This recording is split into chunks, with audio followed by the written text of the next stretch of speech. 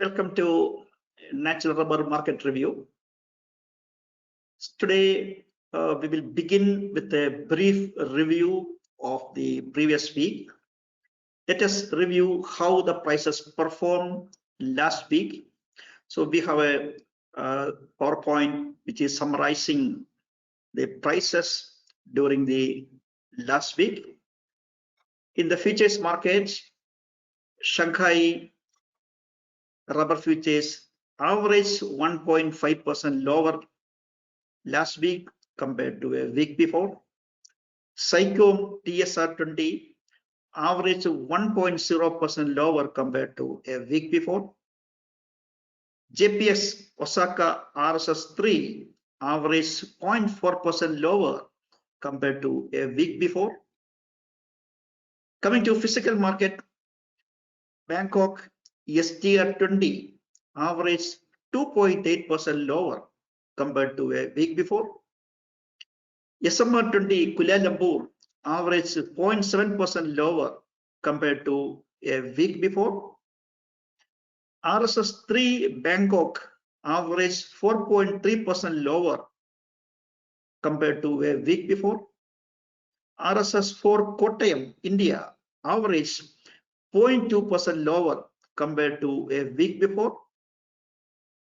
Latex Bangkok markets averaged 7.7% lower compared to a week before, and the latex Kuala Lumpur averaged 4.3% compared to a week before.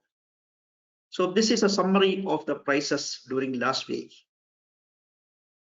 So in our previous episode, we had mentioned that prices would be keeping low due to several factors.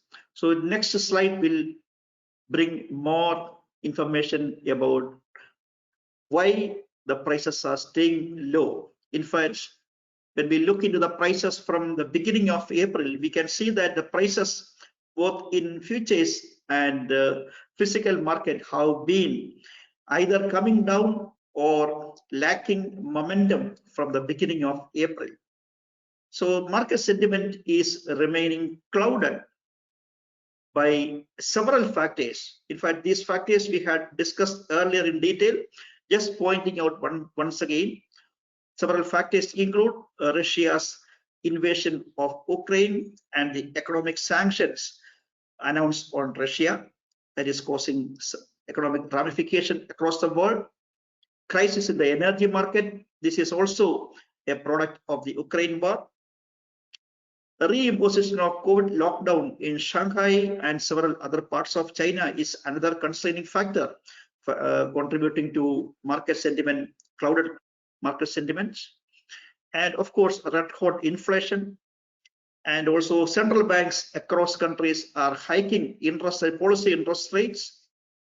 And we also have another problem is the chaos continuing in the global supply chain logistics and the resultant abnormally high shipping costs, and the shortage of chip semiconductor is crippling the auto sector world over.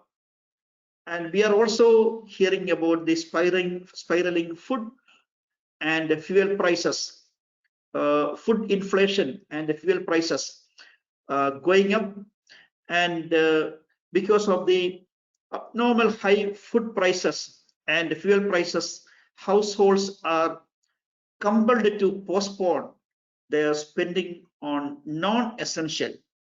Spending on non-essential coming down means world over demand for those things will come down.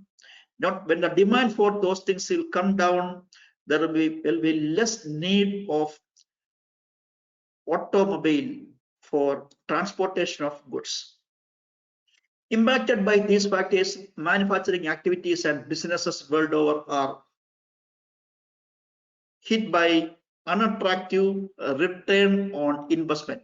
Profit margin is coming down, return on investment is unattractive. And these developments are applicable to natural rubber sector also. That means along with all speculative markets, rubber markets have also been keeping down. And let us see, this is a current scenario. Let us see what is going to happen. So we'll go to the next slide. What is going to happen in the natural rubber markets in the coming days, weeks, as well as months?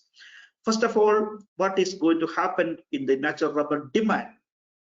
So natural rubber demand prospects are impacted. I would like to say heavily impacted by the recession risk. So in fact, last week, US Federal Reserve Chairman, while giving testimony before the Congress, he made a statement that the recession is global economic recession or US economic recession is certainly a possibility. Certainly a possibility is a new word. It's a particular way of saying that it is sure. Certainly a possibility. So it has been a chaotic phase for the world economy since IMF released its last World Economic Outlook in April 2022. So that means world economy is falling into another recession. So IMF in January raised the World Economic Outlook. In April, they revised down that outlook. And now we are waiting for the July outlook, which will be further down from the April outlook. So within 2 weeks, we'll be getting the new outlook from the IMF, World Economic Outlook from the IMF. So IMF will slash its economic growth forecast for 2022 and 2023 for major economies and regions. When in the July issue of the World Economic Outlook, it is almost sure. When IMF is slashing down the World Economic Outlook, correspondingly, the demand outlook for natural rubber in those countries will need further downward revision. That means global demand for natural rubber will be considerably lower in 2022 and 2023 compared with the figures we projected 2 months ago. That means world demand for natural rubber will be lower than what was expected, not only for this year, next year also, because 2023 global food crisis is anticipated because of the issues we discussed earlier. And sentiments in natural rubber futures and the physical market are weighed down by the risk of an economic recession and the potential damage on the demand prospects for natural rubber.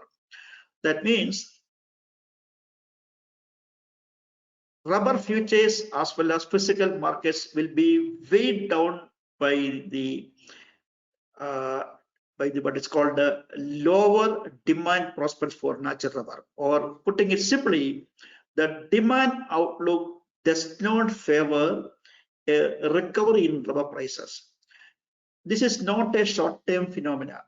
This demand, the issue in the demand will continue till the end of the year and possibly for a few months in 2023 as well.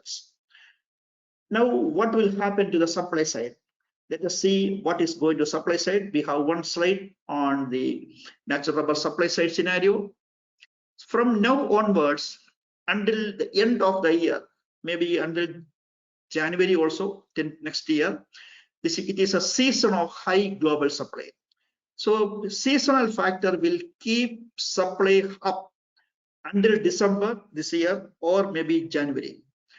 But supply from Indonesia is expected to remain low because for Indonesia, nearly 70% of the rubber growing region is in the south of the equator, where the wintering or leaf shedding off season is July, September. So Indonesia will be having a different, maybe some kind of a lower supply in the case of Indonesia. More than that, Indonesia has one more factor which is keeping supply from Indonesia low. Nearly 0.4 million hectares of Indonesia's rubber trees were infected by new leaf spot disease, Plastidopsis, fungal leaf disease, over the past couple of years. So for those trees, yield will be low. That means that if infected in the subsequent, if the trees are infected by this fungal disease, the yield will be low for the next few years. This is according to scientist observation. So that factor will be keeping the average yield down in the case of the infected trees.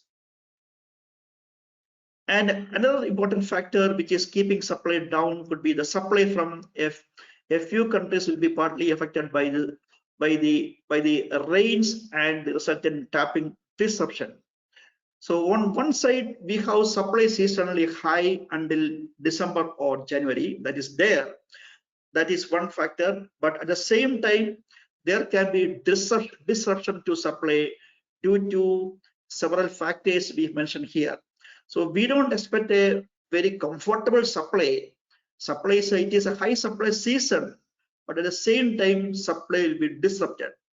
So putting it together, we have the final slide. What can happen to the demand supply scenario? We have one more final slide, one more slide. So what are the key takeaways? On one side, I said emerging what is going to happen in the demand outlook.